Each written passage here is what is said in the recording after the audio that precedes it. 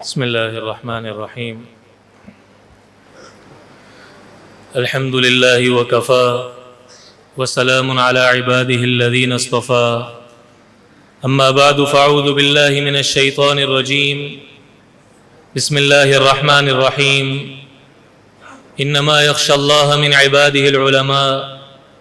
صدق الله العظيم. اللهم صل وسلم على سيدنا محمد النبي الأمي وعلى آله وسلم تسليما كثيرا كثيرا. سبحان ربك رب العزة عما يصفون وسلام على المرسلين والحمد لله رب العالمين.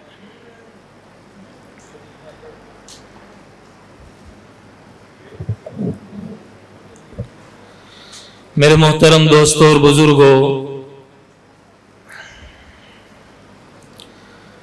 آج کی یہ تقریب ہمارے ان بچوں کے لیے ہے جنہوں نے ایک طویل عرصہ اس مدرسے کی چار دیواری میں گزارا، جن کے ماں باپ نے اپنے بچوں کو بہت پہلے اس مدرسے کے حوالے کر دیا تھا۔ اساتذہ کا ان بچوں سے بڑا ہی گہرا تعلق ہوتا ہے۔ گزشتہ دنوں مجھے بخار آیا، چھوٹا سا بچہ آیا میرے پاس جو ابھی قاعدہ پڑھتا ہے، مجھے کہتا ہے استاد جی آپ بیمار ہو گیا؟ میں نے کہا جی بیٹا بیمار ہو گیا۔ بولا استاد جی آپ کیوں بیمار ہوتا ہے؟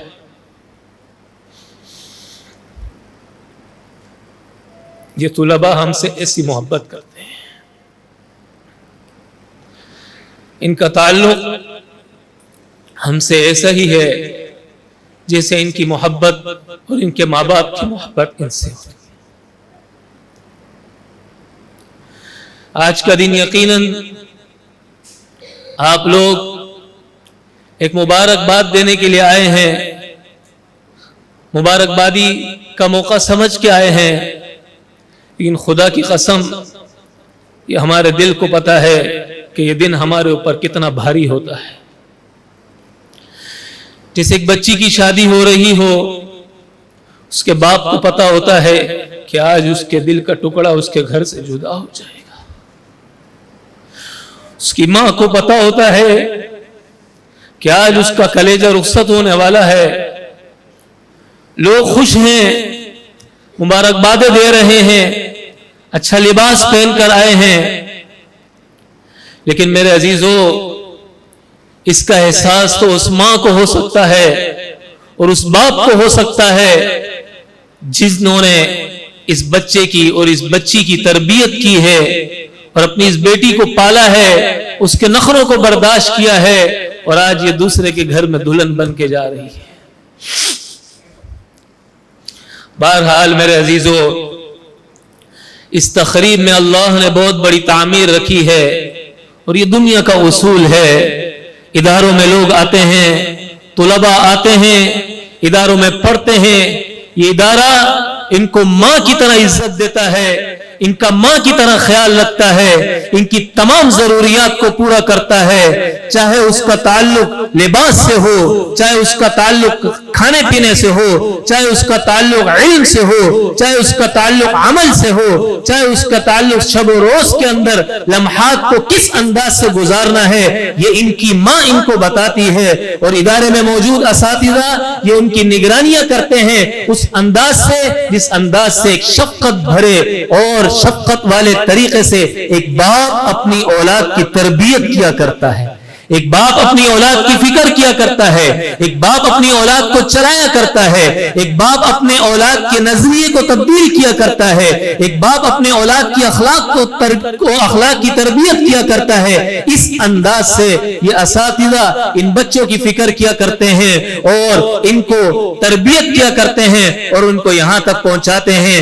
کسی نے 10 سال یہاں گزارے، کسی نے 12 سال یہاں گزارے، کسی نے 15 سال یہاں گزارے، اور آج یہ اپنے سروں پر وہ دستار فضیلت سجا کر جا رہے ہیں کہ یہ پیغام دیں گے دنیا کو، اور دنیا کو بتا دیں گے اور دنیا کو سمجھا دیں گے کہ اللہ کون ہے، نبی کون ہے، حدیث کیا ہے، قرآن کیا ہے، شریعت کیا ہے، صحیح کیا ہے، غلط کیا ہے، حق کیا ہے، باطل کیا ہے، سچ کیا ہے، جھوٹ کیا ہے، حلال کیا ہے، حرام کیا ہے، اور ظلم کیا ہے، انصاف کیا ہے، عدالتوں میں کیا ہونا چاہیے، سڑکوں پہ کیا ہونا چاہیے، چوراہوں پر کیا ہونا چاہیے، چوک پہ کیا ہونا چاہیے، گلیوں میں کیا ہونا چاہیے، بازاروں میں کیا ہونا چاہیے، شریعت گھروں کے اندر کیا ہونا چاہیے، اجتماعی زندگی کیسی ہو، انفرادی زندگی کیسی ہو، یہ مجھے مدرسے نے پڑھایا، مدرسے نے بتایا، مدرسے نے پہچان کروائی۔ جس جگہ میں نے پڑھا اسے مدرسہ کہتے ہیں، جس جگہ میں نے سیکھا اسے مدرسہ کہتے ہیں، جس جگہ نے مجھے یہاں تک پہنچایا اسے مدرسہ کہتے ہیں، جس نے مجھے اللہ کی پہچان کرائی اسے مدرسہ کہتے ہیں، جس نے مجھے فرشتوں کا بتایا اسے مدرسہ کہتے ہیں، جس نے مجھے نبیوں کا بتایا اسے فرشتہ اسے مدرسہ کہتے ہیں، جس نے مجھے رسولوں کا بتایا اسے مدرسہ کہتے ہیں، جس نے مجھے کتابوں کا بتایا اسے مدرسہ کہتے ہیں، جس نے مجھے قرآن کا بتایا اسے مدرسہ کہتے ہیں، جس نے مجھے حدیث کا بتایا اسے مدرسہ کہتے ہیں، جس نے مجھے سچ کا بتایا اسے مدرسہ کہتے ہیں، جس نے مجھے جائز کا بتایا اسے مدرسہ کہتے ہیں، جس نے مجھے غلط کا بتایا اسے مدرسہ کہتے ہیں، جس نے ماں باپ کے حقوق بتائے اسے مدرسہ کہتے ہیں، جس نے اولاد کے حقوق بتائے اسے مدرسہ کہتے ہیں، جس نے بڑوں کے حقوق بتائے اسے مدرسہ کہتے ہیں، جس نے پڑوسیوں کے حقوق بتائے اسے مدرسہ کہتے ہیں، جس نے نمازیوں کے حقوق بتائے اسے مدرسہ کہتے ہیں، جس نے ماتحتوں کے حقوق بتائے اسے مدرسہ کہتے ہیں، جس نے فوج کے احکامات کو بتایا اسے مدرسہ کہتے ہیں، جس نے عدالتوں کے احکامات کو بتایا اسے مدرسہ کہتے ہیں، جس نے ریاستوں کے احکامات کو بتایا اسے مدرسہ کہتے ہیں، جس نے مدینے کی ریاست کا تعارف کرایا اسے مدرسہ کہتے ہیں، جس نے قاتل کو کی سزا کو بتایا اسے مدرسہ کہتے ہیں، جس نے مقتول کی جزا کو بتایا اسے مدرسہ کہتے ہیں، جس نے جنت کا تعارف کرایا اسے مدرسہ کہتے ہیں، جس نے دوزخ کا بتایا اسے مدرسہ کہتے ہیں، جس نے اللہ کی اطاعت کے بارے میں خوشخبریوں کو بتایا اسے مدرسہ کہتے ہیں، جس نے اللہ کی نافرمانی پر عذابات کو بتایا اسے مدرسہ کہتے ہیں، جس نے توحید کو بتایا اسے مدرسہ کہتے ہیں، جس نے مجھے شرک کو سمجھایا اسے مدرسہ کہتے ہیں، جس نے اس دنیا کے اندر اگر مجھے مسلمان بنایا تو اسے مدرسہ کہتے ہیں۔ آج پورے ملک کے اندر تعلیمی اداروں میں جتنی تعلیمی ادارے ہیں ان میں جتنا منظم انداز میں، جتنے بہترین انداز میں اللہ کی رضا کے خاطر بغیر کسی انسان سے امید لگائے ہوئے اور اپنی زندگی کو سادہ سامنے رکھتے ہوئے اگر کوئی طبقہ کام کر رہا ہے تو وہ علماء کا طبقہ ہے، اور کوئی جگہ جہاں کام کیا جا رہا ہے تو وہ مدارس ہے۔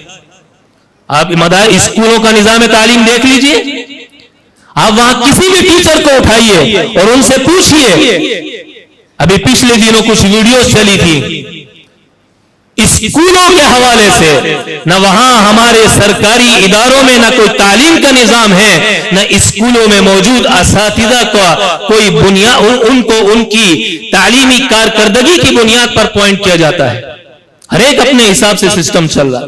یہ مدارس ہیں جنہوں نے اس دنیا کے اندر اپنے نظام کو منظم بھی کیا ہوا ہے اور اللہ کے لیے بھی کام کر رہے ہیں، کوئی سرکاری تعاون ان کو نہیں کیا جاتا، بلکہ میرے عزیزو سرکاری رکاوٹیں ان کے راستے میں کھڑی کی جاتی ہیں، حکومت کی طرف سے رکاوٹیں ڈالی جاتی ہیں، دھمکیاں دی جاتی ہیں اور ڈرایا جاتا ہے، لیکن یاد رکھنا یہ وہ لوگ ہیں جو سمجھتے ہیں کہ ان کو یہ ساری کی ساری چیزیں اللہ نے میراث کے اندر دی ہیں۔ یہ اسلام آباد یہ کوئی اسلامی یونیورسٹی نہیں ہے جامعہ ازہر کی طرح جو تمہاری دھمکیوں میں آ جائے، جو تمہاری لالچ میں بہ جائے، یہ کوئی مدینہ یونیورسٹی نہیں ہے، یہ ام القری مکہ یونیورسٹی نہیں ہے جہاں کے لوگ صرف اس لیے پڑھتے ہوں انہیں ڈگری مل جائے۔ خدا کی قسم یہ وہ مدارس ہیں، یہ پاکستان کی سرزمین پہ وہ مدارس ہیں جو اس لیے قرآن پڑھتے ہیں، جو اس لیے حدیث پڑھتے ہیں، جو اس لیے فقہ پڑھتے ہیں، جو اس لیے علوم فقہ پڑھتے ہیں جو اس لیے اصول حدیث پڑھتے ہیں،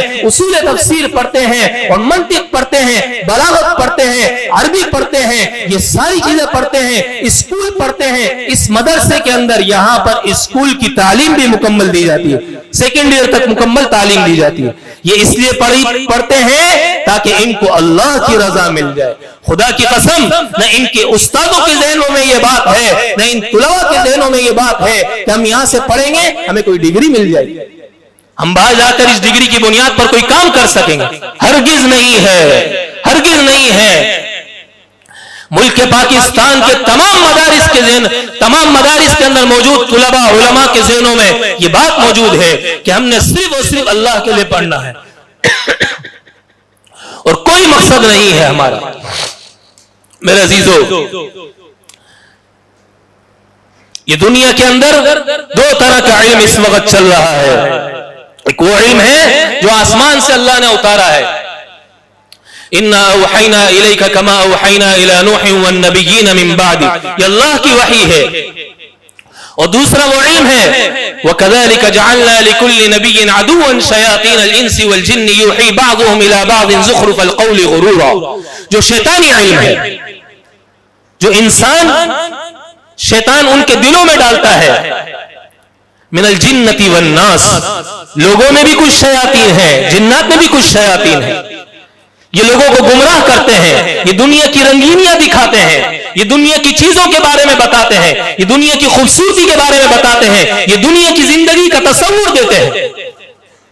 لیکن یہاں کیسے انسان کو پتہ چلے گا؟ واللہ اخرجکم من بطون امہاتکم لا تعلمون شیئا، اللہ نے تو انسان کو جاہل پیدا کیا ہے، اسے کیسے پتہ چلے گا صحیح کیا ہے غلط کیا ہے، شیطانی علم کون سا ہے، خدائی علم کون سا ہے، حق کا علم کون سا ہے، باطل کا علم کون سا ہے، اسلام کا علم کیا ہے، کفر کا علم کیا ہے، انبیاء کا علم کیا ہے، شیطان کا علم کیا ہے، آسمان سے اترنے والی وحی کیا ہے اور شیطان کی طرف سے کی جانے والے پیغامات کیا ہے، کیسے پتہ چلے گا؟ بل ادارک علمہم فی الآخرہ، یہاں نبی کا علم آ کر کھڑا ہوگا تو انسان کو بتائے گا دیکھو یہ راستہ ہے، اہدنا الصراط المستقیم، یہ صراط مستقیم کا راستہ ہے، باقی راستہ اس کے علاوہ ہے، وہ ہٹ کر ہے، وہ گمراہی کی طرف لے جانے والا ہے، وہ تباہی کی طرف لے جانے والا ہے، وہ بربادی کی طرف لے جانے والا ہے، وہ خراب کر دینے کی طرف لے جانے والا ہے۔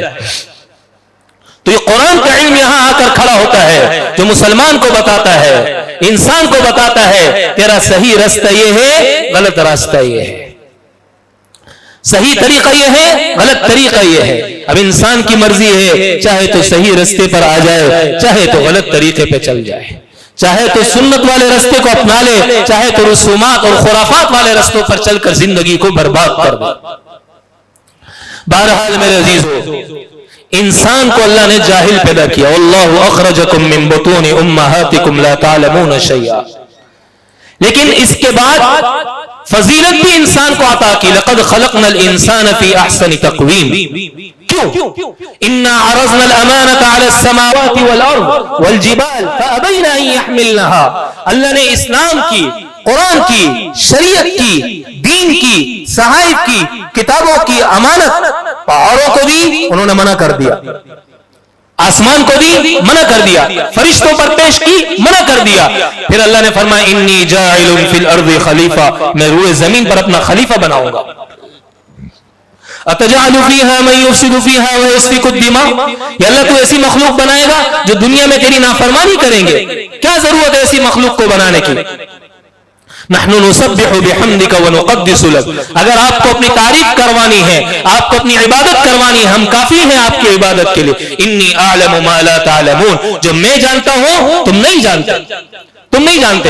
پھر اس علم کی وجہ سے اللہ نے آدم علیہ السلام سے سوال کیا، وعلم آدم الاسماء كلها ثم عرضهم على الملائکہ فقال انبئونی باسماء اولئک ان کنتم تعلمون، قالوا سبحانك لا علم لنا الا ما علمتنا انك انت العلیم الحکیم۔ فرشتے اس کا جواب نہ دے سکے، آدم علیہ السلام نے سب کے جوابات دے دیے۔ اللہ نے کہا اس مخلوق کو جس نے پلک جھپکنے کے برابر لامحدود زمانے میں ایک ایک سیکنڈ ہو، ایک منٹ ہو، ایک گھنٹہ ہو، ایک گھڑی ہو، ایک دن ہو، ایک ہفتہ ہو، ایک سال ہو، صدیاں ہو، اللہ کی نافرمانی کو ایک پلک جھپکنے کے برابر بھی نہیں کیا. اس کو فرمایا اسجدوا لآدم، تم میرے آدم کے آگے جھک جاؤ. کیوں؟ یا اللہ کیا بات ہے؟ اس لیے کہ اس کے پاس علم ہے، تمہارے پاس علم نہیں ہے. اس کو میں نے علم کی نعمت عطا کی ہے، اس کے پاس علم کی دولت ہے. نور من نور، وہ نور ہے اس کے پاس جو اللہ کی ذات سے نکلا ہوا ہے. نور من نور مع نور الى نور لجعل الناس انوارا. علم الہی وہ نور ہے جو اللہ کی پاک نورانی ذات سے نکلنے والا ہے، اور پھر فرشتے نورانی مخلوق کے ذریعے اللہ زمین پر اتارتے ہیں، اور پھر اس نورانی علم کو انبیاء علیہ السلام کے ذریعے اللہ انسانیت تک پہنچاتے. اللہ نور السماوات والارض، اللہ نور ہے، اللہ تعالیٰ نور ہے. اللہ نور السماوات والارض لقد انزلنا الیکم نورا مبینا. فرشتہ نور ہے، جو علم اللہ اتار رہا ہے وہ نور ہے. لقد جاءکم من اللہ نور و کتاب مبین. جس نبی پر اللہ اتار رہا ہے وہ بھی نور ہے. پھر اللہ کا انسانیت کو کہتا ہے کتاب انزلناہ الیک لتخرج الناس من الظلمات الى النور. اللہ ولی الذین آمنوا یخرجهم من الظلمات الى النور. اگر تم نے اس علم کے ذریعے، اس نورانی عمل اور علم کے ذریعے اپنی زندگی کو منور کر دیا تو میں تمہیں ظلمت سے نکال کر نور کے اندر داخل کر دوں گا. اور پھر ایک وقت آئے گا جب تمہاری آنکھ بند ہوگی. نورہم یسعی بین ایدیہم وبایمانہم یقولون ربنا اتمم لنا نورنا واغفر لنا انک علی کل شیء قدیر. کہ دنیا کے اندر اس نورانیت والی زندگی گزارنے کا یہ نتیجہ نکلے گا کہ کل قیامت والے دن تمہارے سامنے یہ نور چلتا ہوا نظر آئے گا جو تمہیں ہر تکلیف سے، پلسرات میں پھسلنے سے، قبر میں گھبراہٹ سے، اور میدان حشر میں بے چینی سے تمہیں محفوظ رکھے گا، اور اللہ کی رضا کا منہ بولتا ثبوت ہوگا جو تمہیں جنت میں داخل کرا کر رہے گا. اس لیے میرے عزیزو، کبھی بھی تم اپنے مقام کو، اپنے رتبے کو کم نہ سمجھنا. اللہ نے جو تمہیں علم دیا ہے، خدا کی قسم اس علم کی برکت سے، اس علم کی بدولت اللہ نے ساری کائنات کے اوپر اس ایک عالم کی فضیلت کو اللہ نے واضح کر دیا. اس علم کی بدولت اللہ کے نبی کا فرمان ہے کہ ایک عالم جس کے پاس علم ہو وہ ساری رات سوئے، وہ ساری رات سنت کے مطابق سوتا ہے. اور ایک جاہل جس کے پاس علم نہیں ہے لیکن ساری رات عبادت کے اندر گزارتا ہے، تو وہ 100 عابد ایسے ہوں جو ساری رات عبادت کر رہے ہوں یا اس سے بھی زیادہ ہوں، اور ایک عالم سو کر ساری رات گزار رہا ہو. اللہ کے نبی نے فرمایا اشد علی الشیطان من 1000 عابد. ایسے 1000 عابد شیطان پر بھاری ہیں ایک عالم کے مقابلے میں. ایک عالم کے مقابلے میں 1000 عابد بھاری ہیں. ایک عالم 1000 عابدوں کے مقابلے میں شیطان پر بھاری ہوتا ہے. اس لیے میرے عزیزو، اپنی اہمیت کو سمجھو، اپنی اولاد کی اہمیت کو سمجھو. آج ان فاضل ہونے والے بچوں کی مائیں بھی آئی ہوئی ہیں، ان کے باپ بھی آئے ہوئے ہیں. مجھے اس موقع پر حضرت زید رضی اللہ تعالیٰ عنہ کا قصہ یاد آتا ہے. حضرت زید اپنے ماں باپ کے ساتھ جا رہے تھے، قافلے میں کچھ گڑبڑ ہوئی، حضرت زید اپنے ماں باپ سے بچھڑ گئے. بکتے بکاتے لوگوں کے ہاتھوں میں بکتے بکاتے مکہ مکرمہ میں ان کو حضرت خدیجہ رضی اللہ تعالیٰ عنہ نے خرید لیا. اللہ کے نبی کا رشتہ ہوا حضرت خدیجہ رضی اللہ تعالیٰ عنہ کے ساتھ. اللہ کے نبی نے حضرت زید رضی اللہ تعالیٰ عنہ اللہ کے نبی کی خدمت میں آ گئے. حضرت زید کے والد پریشان تھے، وادیوں میں گما کرتے تھے، اعلان کرتے تھے کسی کو پتہ چل جائے میرا بیٹا کہاں ہے، میرا بچہ کدھر ہے، وہ مجھے بتا دے، میں اسے اتنے اونٹ اور اتنا انعام دے دوں گا. چنانچہ کسی نے بتایا کہ تمہارے بیٹے کو میں نے مکے کی سرزمین پہ دیکھا تھا. حضرت زید کے والد فوراً روانہ ہوئے، کچھ بے شمار سامان لے کر کہ اپنے بچے کو آزاد کرائیں اور لے کے اپنے پاس آئے.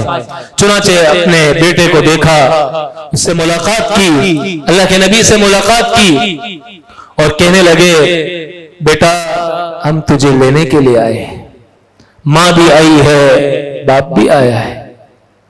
ماں بھی آئی ہے, باپ بھی آیا ہے. حضرت زید رضی اللہ تعالیٰ عنہ کو اللہ کے نبی نے کہا زید تمہاری مرضی ہے, میرا حال بھی تمہارے سامنے ہے, تمہارے ماں باپ بھی تمہیں لینے آئے ہیں, چاہو تو چلے جاؤ. انہوں نے کہا یا رسول اللہ ہم آپ کو مال دیتے ہیں. میرے نبی نے کہا تمہارے مال کی مجھے ضرورت نہیں ہے, تمہارے مال کی مجھے ضرورت نہیں ہے. حضرت کھڑے ہوئے اور اللہ کے نبی کی گود میں آ گئے اور کہا یا رسول اللہ میں اس مدرسے کو نہیں چھوڑ سکتا, میں آپ کو نہیں چھوڑ سکتا, میں یہاں سے نہیں جا سکتا, میں آپ کے پاس رہوں گا. یہ میرے والد ہیں, یہ میرے چاچا ہیں, لیکن میں نے زندگی بھر آپ سے اب جدا نہیں ہونا, موت تک میں نے آپ کے ساتھ رہنا ہے. موت تک اپنے بچوں کے رشتوں کو علم کے ساتھ مضبوط کر لو, ان کے تعلق کو علم کے ساتھ مضبوط کرو, مدارس کے ساتھ مضبوط کرو, علماء کے ساتھ مضبوط کرو, عمل کے ساتھ مضبوط کرو. یاد رکھو اللہ نے تمہارے بچوں کو وہ دولت دی ہے کہ میرے نبی نے کہا تھا, میرے نبی نے کہا جس کے سینے میں قرآن ہو اور پھر وہ دنیا داروں کو للچائی ہوئی نگاہ سے دیکھے, اس نے اللہ کی دی ہوئی اس دولت اور اللہ کی دی ہوئی اس نعمت کی ناقدری کی ہے, ناقدری کی ہے. اولئک الذین اشتروا الضلالۃ بالہدی, ہدایت کے بدلے میں گمراہی کو لے لیا, جنت کے بدلے میں دنیا کو خرید لیا, آخرت کے بدلے میں دنیا کو پسند کر لیا. بڑے گمراہ لوگ ہیں ایسے جو آخرت کا سودا کر دیتے ہیں دنیا کے بدلے میں, دنیا کے مقابلے میں. اس لیے میرے دوستو میں ان ماں باپ سے کہوں گا کہ اپنے بچوں کے لیے نیت کریں کہ ہم نے ان کو دین کے لیے وقف کرنا ہے. میرے والد صاحب رحمۃ اللہ علیہ فرمایا کرتے تھے کہ بیٹا جس سے اللہ خوش ہوتا ہے ضروری نہیں اسے دنیا کی دولت دے دے, لیکن جس سے اللہ خوش ہوتا ہے یہ ضروری ہے کہ اللہ اسے دین کی نعمت عطا کرتا ہے.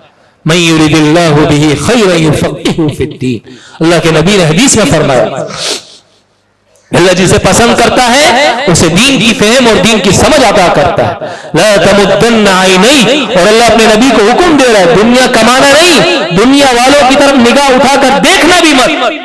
لا تمدن عینیک, کبھی ان کو مت دیکھنا. آپ اپنی اولاد کو وقف کر دیجیے دنیا کے دین کے لیے, خدا کی قسم اللہ ساری دنیا کو آپ کی اولاد کے لیے وقف کر کے رکھ دے گا, ساری دنیا کو آپ کی اولاد کے لیے وقف کر کے رکھ دے گا. ہمارے والد صاحب رحمۃ اللہ علیہ نے جب یہ مدرسہ شروع کیا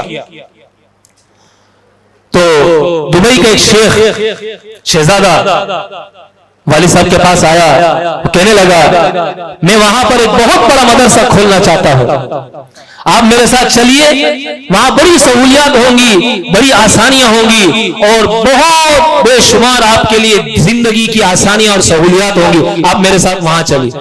والد صاحب نے کہا میں نہیں جا سکتا, میں نے دین کو ترجیح دی ہے, دنیا میں نے نہیں دیکھنی. دین کا کام کروں گا, دنیا کے لیے کبھی بھی نہیں کروں گا, دنیا کو کبھی اپنے نزدیک نہیں آنے دوں گا. بڑی منتیں کری شہزادے نے, مایوس ہو کر چلا گیا, رائیونڈ گیا.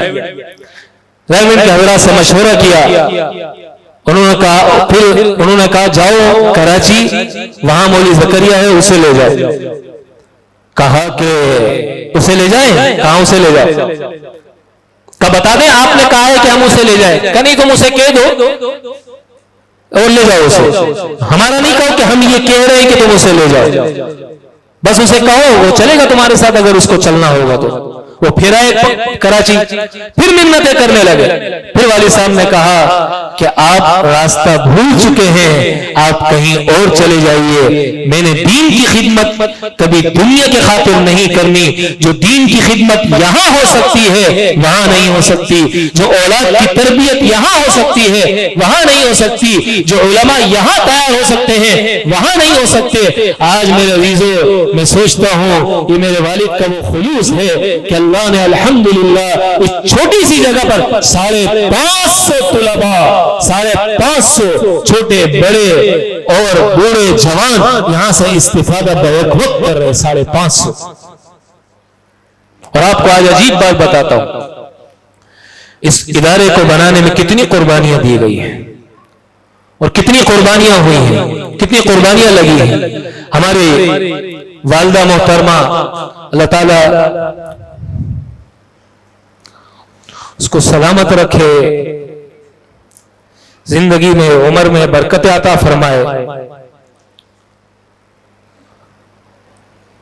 ہر سال مجھ سے پوچھا کرتی تھی کہ بیٹا اس سال کتنے لڑکے آئے، کتنے طلباء آئے. میں نے کہا آپ کیوں پوچھ رہی ہیں، آپ کو کیا پوچھنے کا مقصد کیا ہے؟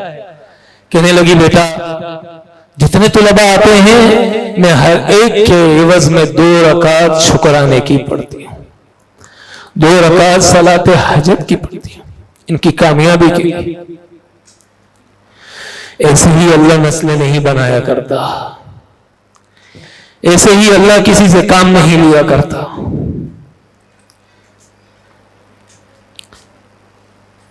اس لیے میرے دوستو میں ان سرپرستوں سے کہوں گا کہ آپ کے بچوں نے جس ادارے میں علم دین حاصل کیا ہے اس کی لاج رکھتے ہوئے انہیں ہمیشہ کے لیے وقف کر دو، اور یاد رکھنا اس وقف کرنے کی برکت سے اللہ ان سے وہ کام لے گا کہ آخرت کے اندر بھی اور دنیا کے اندر بھی اور آخری وقت پہ بھی اللہ تعالیٰ ان کو بے شمار اپنے فضل و کرم سے مالا مال کرے گا، بے شمار اپنے فضل و کرم سے مالا مال کرے گا. ایسے مواقع میں بس اوقات انسان اپنے جذبات بھی قابو میں نہیں رکھ سکتا. میرا حال کچھ اسی انداز کا ہو جایا کرتا ہے، تو اس لیے میری باتوں میں ترتیب بھی نہیں ہوتی. بہرحال ان طلباء سے بھی کہوں گا، سرپرستوں سے بھی کہوں گا کہ اپنے آپ کو اپنی اولادوں کو وقف کرنے کی نیت کر لیں. جس چیز کا تذکرہ زیادہ سے زیادہ کریں گے اللہ تعالیٰ ویسی آخری وقت تک عزت عطا فرمائے گا. اور یاد رکھو متقی باللہ کا زمانہ تھا، ابو محمد بربائی رحمت اللہ علیہ سمندر کے کنارے درس دے رہے تھے. اللہ نے کتنی عزت دی اس علم کی بدولت، اس علم کے لیے اپنے آپ کو وقف کرنے کی بدولت. اللہ اکبر. یہ وقف کرنے کا لفظ ہمارے شیخ الحدیث محمد سلیم اللہ خان صاحب رحمۃ اللہ علیہ استعمال کیا کرتے، فرمایا کرتے تھے میاں بہت سے لوگ آج دنیا میں دنیا کے لیے وقف ہیں، کوئی ایسا بھی تو ہو نا جو دین کے لیے وقف ہو جائے، کوئی ایسا بھی تو ہو جس کا مقصد صرف اور صرف علم ہو، جس کا مقصد علم پڑھنا ہو اور دوسروں تک پہنچانا ہو. بہرحال یہ درس دے رہے تھے اور ان کو چھینک آئی، لوگوں نے انہوں نے الحمدللہ کہا، لوگوں نے یرحمک اللہ کہا. جیسے ہی یرحمک اللہ کہا اس کی آواز اتنی گونجی، اتنی زور سے آئی کہ بادشاہ کے محل تک وہ آواز پہنچی. اور ادھر موجود بادشاہ کے دربار میں وزیر، وزراء، خانسامے اور فوجی افسران، سارے چوکیدار، جتنے بھی وہاں پر لوگ موجود تھے، نوکر چاکر، سب نے یرحمک اللہ کا. بادشاہ نے وزیروں سے کہا کس چیز کی آواز ہے، کہیں میرے خلاف کوئی بغاوت تو نہیں ہو گئی؟ کہا نہیں. کہا کیا بات ہے پھر؟ کہا کہ سمندر کے کنارے پر محمد الرسول اللہ کا وارث اللہ کے نبی کا کلام پڑھا رہا ہے، اس کے آگے موجود یہ لوگوں کا اور استفادہ کرنے والوں کا حلقہ ہے طلباء کا، جس کی بدولت آج یہ آواز آئی ہے اور اس کو چھینک آئی ہے. اس کی چھینک آنے پر انہوں نے یرحمک اللہ کہا ہے، جس جو یہ آواز گونج رہی ہے یہ اس کی الحمدللہ کا جواب ہے، اس کے الحمدللہ کا جواب ہے. اس لیے میرے دوستو علم ابھی مکمل نہیں ہوا ہے، اب تو علم کا سفر شروع ہوا ہے. ہمارے وہ فرمایا کرتے تھے میاں اب تو تمہارے علم کا سفر شروع ہوا ہے. فقی ابن مخلد رحمت اللہ علیہ اندلس سے نکلے، پہلا سفر، پہلی قسط انہوں نے سفر کی 18 برس کی، پھر واپس تشریف لائے، پھر دوبارہ تشریف لے گئے سفر پر علم کے لیے، پھر 14 برس لگا کر آئے، کل برس ہوئے 32 سال. اس کے بعد انہوں نے ارادہ کیا اب میں بغداد جاتا ہوں. چنانچہ بغداد تشریف لے گئے، وہاں پر امام احمد بن حنبل رحمۃ اللہ علیہ سے ملاقات ہوئی. امام احمد بن حنبل رحمۃ اللہ علیہ پر پابندی تھی اس وقت کام کرنے پر، چنانچہ نظر بند تھے. امام احمد بن حنبل رحمۃ اللہ علیہ نے فرمایا بیٹا تمہیں پتہ ہے میں تو تمہیں نہیں سکھا سکتا کیونکہ اس وقت حالات ایسے ہیں مجھے سزا دی جائے گی, میں مجرم ہوں بادشاہ وقت کی نظر میں تکلیف میں آ جاؤں گا, اس لیے میں تو تمہیں نہیں پڑھا سکتا. انہوں نے کہا میں جو اتنی دور سے سفر طے کر کے آیا ہوں اب میرا کیا بنے گا. پھر انہوں نے کہا چلو میں ایک کام کرتا ہوں, میں ایک سرائے خانہ لے لیتا ہوں, وہاں میں اپنی رہائش اختیار کر لوں گا. کس قربانی سے علماء نے علم حاصل کیا, کس قربانی سے, میں آپ کو یہ بتانا چاہ رہا ہوں کس قربانی سے علم حاصل کیا. وہ کہا میں ایک سرائے خانہ لے لیتا ہوں, میں وہاں پر قیام کر لوں گا.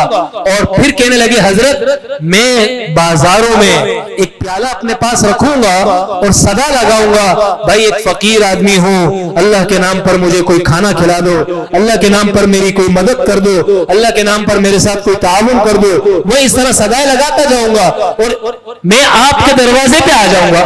اب جب میں آپ کے دروازے پہ آ جاؤں تو آپ میرے لیے دروازہ کھول دیجئے گا. فرمایا ہاں صحیح ہے. وہ اس طرح کرتے, دروازہ کھول دیتے, یہ اندر تشریف لے جاتے, یہ صدائیں لگاتے, ان کے دروازے پر آتے, یہ کہتے ہاں فقیر اندر آ جاؤ میں تمہیں آج کا کھانا کھلا دیتا ہوں. چنانچہ کھانا کھلانے کے بہانے سے ان کے گھر میں تشریف لے جاتے اور پھر کم سے کم ایک اور زیادہ سے زیادہ صرف 3 حدیثیں, اس سے زیادہ نہیں پڑھا سکتے تھے کیونکہ پھر بادشاہ وقت کی طرف سے کوئی نہ کوئی ایجنسی کا آدمی آ جاتا اور ان کے لیے مزید مشکلات میں اضافے کا سامان اور سبب بن جایا کرتا. اسی کتنا کر سکتے. تو میرے دوستو اس مشقت کے ساتھ انہوں نے اس انداز سے قرآن کا حدیث کا علم حاصل کیا اور پھر نتیجہ کیا نکلتا ہے؟ نتیجہ کیا نکلتا ہے کہ جب موت کا وقت قریب آتا ہے تو اللہ تعالیٰ پھر ایسے ہی انداز سے انہیں نوازتے ہیں اور مالا مال کرتے ہیں. چنانچہ امام ابو زرع رحمۃ اللہ علیہ فرماتے ہیں مجھے 1,00,000 حدیثیں یاد ہیں. اور کیسے یاد ہیں؟ جیسے تمہیں سورہ اخلاص یاد ہے, جیسے تمہیں سورہ اخلاص یاد ہے. اب موت کا وقت قریب آیا, اب کلمہ کیسے پڑھائیں؟ میں نے اپنی ان گناہگار آنکھوں سے دیکھا ساری زندگی ایک شخص دنیا کے اندر مشغول رہا, کونے میں چلا گیا, تکلیف میں چلا گیا, اور ہوش آتا ہے تو پوچھتا ہے ڈالر جو کوئی بھاؤ, ڈالر کس ریٹ پر چل رہا ہے, اسٹاک ایکسچینج کس ریٹ پر ہے, فلانا کیا ہوا, فلاں کمپنی کا کیا ہوا, فلاں کمپنی کا کیا ہوا. اللہ اکبر. اور یہ امام ابو زرع رحمۃ اللہ علیہ ساری زندگی حدیث پڑھائی, ساری زندگی اللہ کے نبی کے ارشادات کو پڑھایا, اللہ کے کلام کو پڑھایا. اب انتقال کا وقت قریب ہے, پاس 3 شاگرد موجود ہیں, محمد بن مسلمہ, ابو حاکم اور منذر بن شاسان. اب انہوں نے سوچا اب کیا کریں, اب موت کا وقت قریب ہے, استاد کو کلمہ کیسے پڑھائیں. چنانچہ امام محمد بن مسلمہ کے ذہن میں ایک بات آئی, ترکیب آئی. انہوں نے کہا میں حدیث پڑھتا ہوں من کان آخر کلامی لا الہ الا اللہ دخل الجنہ, یا فرمایا اس حدیث کو پڑھا. محمد بن سلمہ نے اس حدیث کو پڑھا, اس کے بعد اس کی سند پڑھی. حدثني ضحاك عن ابي عاصم عن حمید عن صالح. خاموش, اس کے بعد نہیں پڑھا, خاموش ہو گئے. اس کے بعد ابھی پوری سند نہیں پڑھی, اتنی سند پڑھی اور خاموش ہو گئے. پھر ابو حاکم نے استادوں کی تبدیلی کے ساتھ اپنے انداز میں اس حدیث کو پڑھا. چنانچہ اس نے پڑھا حدثنی بندار عن ابی عاصم عن عبد الحمید عن صالح. یہ خاموش ہو گئے. اب استاد کے لاشعور کو شعور آیا اور اس کے کانوں میں آواز گئی. اس نے پڑھا حدثنی ابو عاصم عن عبد الحمید عن صالح عن كثير عن معاذ بن جبل رضي الله تعالى عنه قال قال رسول الله صلى الله عليه وسلم من قال آخر كلامي لا إله إلا الله دخل الجنہ. اس انداز کی وجہ سے اس اللہ نے ساری زندگی قرآن اور حدیث کی خدمت کرنے کی بدولت آخری وقت میں کلمہ طیبہ زبان پر جاری کر دیا. حالانکہ شعور نہیں ہے, دماغ نہیں چل رہا, لیکن پھر بھی ساری زندگی جس کام کیا جو اللہ نے اس کی بدولت یہ چیز زبان پر جاری کر دی اور آسان کر دیا. اس لیے میرے عزیزو آپ حضرات ایک کام تو یہ کریں, سرپرست اپنی اولاد کے وقف کرنے کی نیت کر لیں. اور یہ طلباء یہ نیت, فضلاء یہ نیت کریں ہم نے علم دین کے لیے اب وقف ہونا ہے. یاد رکھیے گا آپ کا علم اور عمل یہ دونوں چیزیں ضروری ہیں. عمر رضی اللہ تعالیٰ عنہ فرماتے ہیں اگر صرف علم ہی کامیابی کی دلیل ہوتا اللہ اہل کتاب پر لعنت نہ فرماتے, اور اگر صرف عمل کافی ہوتا اللہ منافقین کو راندہ درگاہ نہ کرتے. اس لیے علم اور عمل دونوں چیزیں ہوں اور قربانی کی نیت سے ہوں, القابات کے چکر میں نہ پڑنا. جنید بغدادی رحمۃ اللہ علیہ فرمایا کرتے تھے نا, جو القابات کے چکر میں پڑ جاتا ہے اللہ اس کو اس کے علم کے نور سے محروم کر دیتے ہیں, اللہ اسے اس کے علم کے نور سے محروم کر دیتے ہیں. اس لیے علم کا کام کرو, اللہ کے جو خدمت مل جائے, نورانی قاعدہ پڑھا ہے یا بخاری پڑھا ہے. ہمارے شیخ فرمایا کرتے تھے اخلاص کے ساتھ کیے جانے والے اللہ کی نظر میں دونوں برابر, دونوں برابر, دونوں اللہ کی نظر میں برابر. اور رکاوٹیں, پریشانیاں, تکالیف یہ تمہیں ضرور آئیں گی, تکلیفیں ضرور آئیں گی, تنگ دستی ضرور آئے گی, کیونکہ یہ بھی تمہیں میراث میں ملی ہے علم کے ساتھ ساتھ. ورنہ جاؤ جامعہ ازہر, جاؤ مدینہ یونیورسٹی, جاؤ اقرا ام القری میں وظیفے بھی ملیں گے, چیزیں بھی مل جائیں گی, نہ تمہارے دین کا تمہیں پتہ ہوگا, نہ تمہارے مسلک کی تمہیں پہچان ہوگی, نہ تمہارے عمل کا تمہیں پتہ ہوگا, نہ حدیث کی سندوں کا تمہارے پاس علم ہوگا. اور قربان جاؤ اپنے اس درویش شیخ کی جوتیوں کے آگے, اس کی خاک پر قربان ہونے کو جی چاہتا ہے. ہمارے شیخ الحدیث مولانا سلیم اللہ خان صاحب رحمۃ اللہ علیہ, ایک وقت تھا حضرت موجود تھے, انتہائی پیرانہ سالی تھی, بڑھاپا تھا. شیخ عبد الرحمن السدیس دنیا کا مانا ہوا امام اور دنیا میں مشہور ترین انسان جب پاکستان تشریف لے کر آئے تو شیخ کے قدموں میں بیٹھ گئے اور فرمانے لگے حضرت مجھے آپ اپنا شاگرد بنا لیجئے اور اجازت حدیث عطا فرما دیجئے. ہمارے یہاں عرب میں تو حدیثوں کا سلسلہ ہی منقطع ہو چکا ہے, ختم ہو چکی ہے, سلسلے ہمارے ہاں مسلسل ختم ہو چکے, ترتیبی مٹ چکی. تمہارے پاس اللہ نے وہ نعمت دی ہے, وہ دولت دی ہے کہ جس کی بدولت بہت زیادہ آگے بڑھ کر کام کر سکتے. بھائی وہ فرمایا کرتے تھے نا, کبھی مسائل سے مت پریشان ہونا. آج کل بھی میرے عزیزوں کچھ تکلیفیں آ رہی ہیں نا, آپ دیکھ رہے ہیں حالات میں. حضرت رحمت اللہ علیہ ہر میدان کے اندر, چاہے وہ اسلام کے خلاف اٹھنے والی کوئی سی بھی طاقت ہو, اس کے آگے دیوار بن کر کھڑے ہوتے تھے ہمیشہ. چاہے وہ صحابہ کے گستاخوں کا معاملہ ہو, چاہے وہ نبی کی ختم نبوت پر حملہ کرنے والے ہوں, چاہے وہ قرآن کی بے حرمتی کرنے والے ہوں, چاہے وہ اللہ کے ساتھ شرک کرنے والے ہوں, چاہے وہ غیر مذہبی اور کافروں کو عزت اور حوصلہ دینے والے معاملات کی کمیٹیاں اور قانون سازی کرنے والے لوگ ہوں, ان سب کے آگے اگر میدان میں اترنے والے ہوتے تھے تو علماء دیوبند کے سپاہی سب سے آگے ہوا کرتے. فرمایا کرتے تھے میاں ہم نے تو اپنا ایک بیگ تیار کر کے رکھا ہے, کسی وقت بھی آرڈر آئے گا جیل چلے جائیں گے, کیا فرق پڑتا ہے, جیل چلے جائیں گے کیا فرق پڑتا ہے. آپ نے بھی سنا ہوگا بہت سے لوگ کہا کرتے تھے جیل تو ہمارا سسرال ہے, اور اب کیسا رونا آ رہا ہے انہیں, کتنے رو رہے ہیں سارے جیل میں جا کر. 2 دن جیل میں نہیں کاٹے جا رہے, کسی کو اپنی اولاد یاد آ رہی ہے, کسی کو اپنے بچے یاد آ رہے ہیں, تو کسی کو اپنا بڑھاپا ستا رہا ہے. اور یاد رکھو یہ دنیا کے خاطر ہے. اللہ کی قسم, اللہ نے اگر آزمائش میں ڈالا اور اللہ نے تکلیف میں مبتلا کرنا طے کیا ہوا ہو, اللہ کے نبی کی حدیث ہے اللہ سے عافیت مانگو, لیکن آ جائے تو پھر گھبرانا نہیں ہے, پھر پریشان نہیں ہونا ہے. میری نظر میں موت اور زندگی برابر ہونی چاہیے, میری نظر میں دنیا آخرت برابر ہونی چاہیے, میری نظر میں گھر کا بستر اور جیل کا بستر برابر ہونا چاہیے, میری نظر میں آرام اور سکون اور کانٹوں والا فرش برابر ہونا چاہیے, ٹائلوں والا فرش برابر ہونا چاہیے. اور اس انداز سے میرے عزیزوں قربانی کے لیے اپنے آپ کو پیش کرنے کے لیے مجھے ذہنی طور پر تیار رہنا پڑے, تب جا کر اللہ تعالیٰ دین کا کام لے گا اور پھر انسان آگے بڑھے, پھر انسان آگے بڑھے.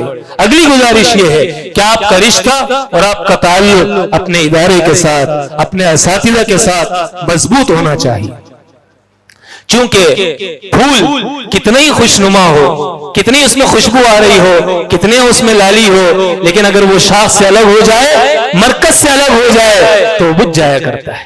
اپنے مرکز سے دور نکل جاؤ گے, راہ بھول جاؤ گے, افسانوں میں ڈھل جاؤ گے, راہ بھول جاؤ گے, افسانوں میں ڈھل جاؤ گے. مرکز کے ساتھ جڑے رہنے کی وجہ سے انسان صحیح راستے پر رہتا ہے، انسان صحیح راستے پر رہتا ہے۔ آپ کا تعلق کسی نہ کسی اللہ والے سے مضبوط ہونا چاہیے، کیونکہ کورس تو لفظ ہی سکھاتے ہیں، آدمی آدمی بناتے ہیں۔ کورس تو لفظ ہی سکھاتے ہیں، آدمی آدمی بناتے ہیں۔ نہ کتابوں سے، نہ کالج سے، نظر سے پیدا، دین ہوتا ہے بزرگوں کی نظر سے پیدا، دین ہوتا ہے بزرگوں کی نظر سے پیدا۔